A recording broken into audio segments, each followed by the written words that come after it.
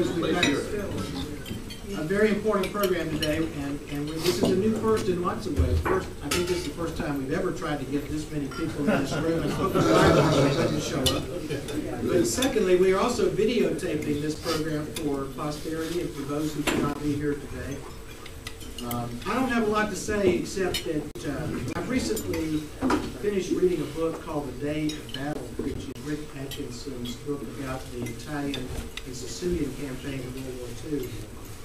And like many books about World War II, it brought home once again the enormous sacrifices that our forebears and our people of Keith's generation, and Mel's generation, Wade Lewis's generation, and others paid to redeem the world from totalitarianism in World War II. And I hope that whatever else we glean from this, we will remember this week all of those living and who have passed on, who made those sacrifices. Some of them paid the ultimate sacrifice, but they all sacrificed family time and time in their careers and their own well-being for our well-being. So I hope we will remember to express the appreciation for this rapidly dwindling great generation. Without further ado, I want to introduce someone who needs no introduction, a member of St. Michael's own greatest generation, Keith Allen.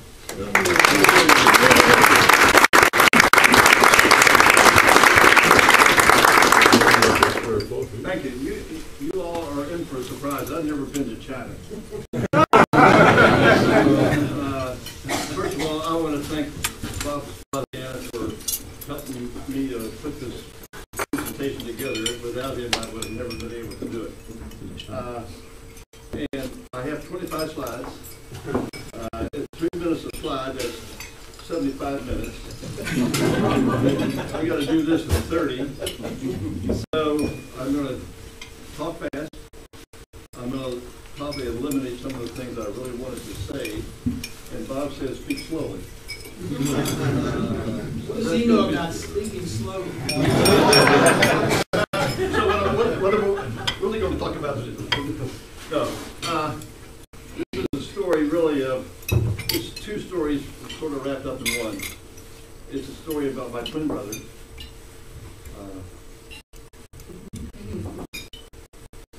It's also a story about one of the greatest fighting forces that ever took place during World War II. And I'm going to start off by, the name of our organization was SACA, Single American Cooperative Organization. And I want to pay particular attention to this little jobby right here.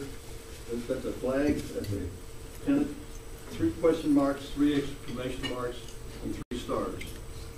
And that has a significant part in the organization that I was a part of. That is what one would call a what the hell.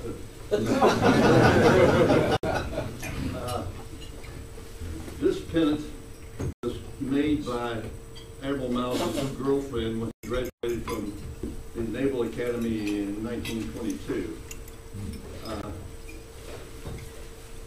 In 1939, he was commander of a destroyer based out of Hong Kong.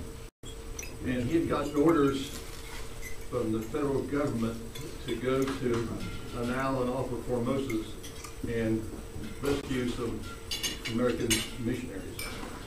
The interesting part of this, so he took his destroyer and full steam ahead, and as he was approaching the island, the deputies had shot some shots across his bow and told him to stop. So he ran this pennant up. And they didn't understand what that pennant was.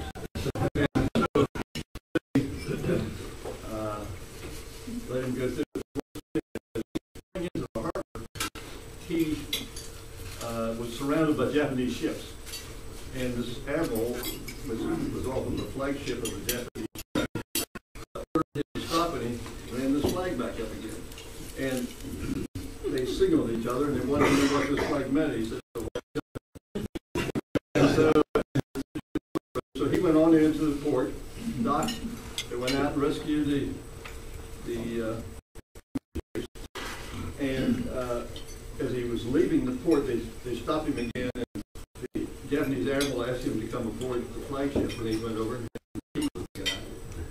he said, "What is that?" He said, "It's a what the hell pennant. What it really means is, what the hell do you want?" So that became a very part of our organization. Admiral Miles was then transferred back to the United States, and in 1939, that happened in 1939. Happened in 1941. December 7th, 1941. On December the 8th, he was called into Admiral Lee's office and said, "Would you like to go back to China? We need somebody to go to China. Can you go to Chongqing, China?" And he said, "Yes, when can I leave?" He said, "When can you leave?" He said, "Now." So the next day, he was to China. And I'll go into some more detail about his trip to Chongqing. But anyway, that is the beginning. Go ahead. Yeah. I'm going to make this 5 slides.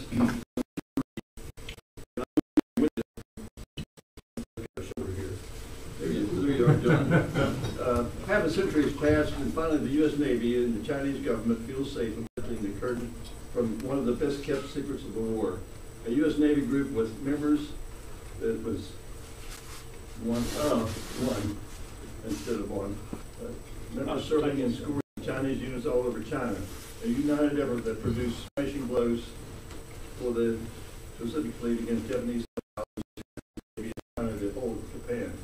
Secrecy made this allied organization while many of its units worked in Japan-held areas. Finally, the story can be told. This is a tale of a spanking military achievement made possible only by the nature and basic friendship of American and Chinese, and by their unwavering determination to defeat the common enemy. Friendship was truly its basis. Friendship was the code name that protected its members.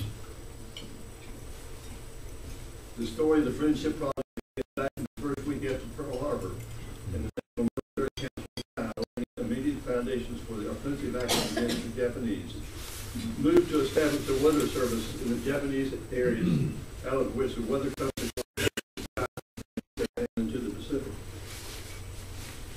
This agreement created the single American corporate organization, SACO, which integrated the common interests of the Chinese central government, the U.S. Navy, and the war against Japan.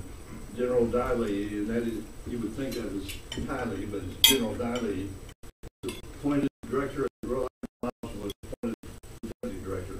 Under this agreement, China and the United States operated what is probably the most closely integrated allied organization that ever survived the language period. Chinese and American personnel lived, worked, fought side by side, knowing that they were the essential intelligence in China for the prowling U.S. fleet as far as the southern coast.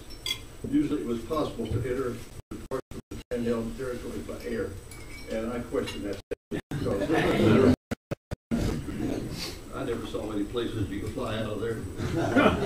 South Americans became adept at Chinese disguises and guided by Chinese. They slipped through enemy lines whenever and wherever they chose. Not one SACO member was detected.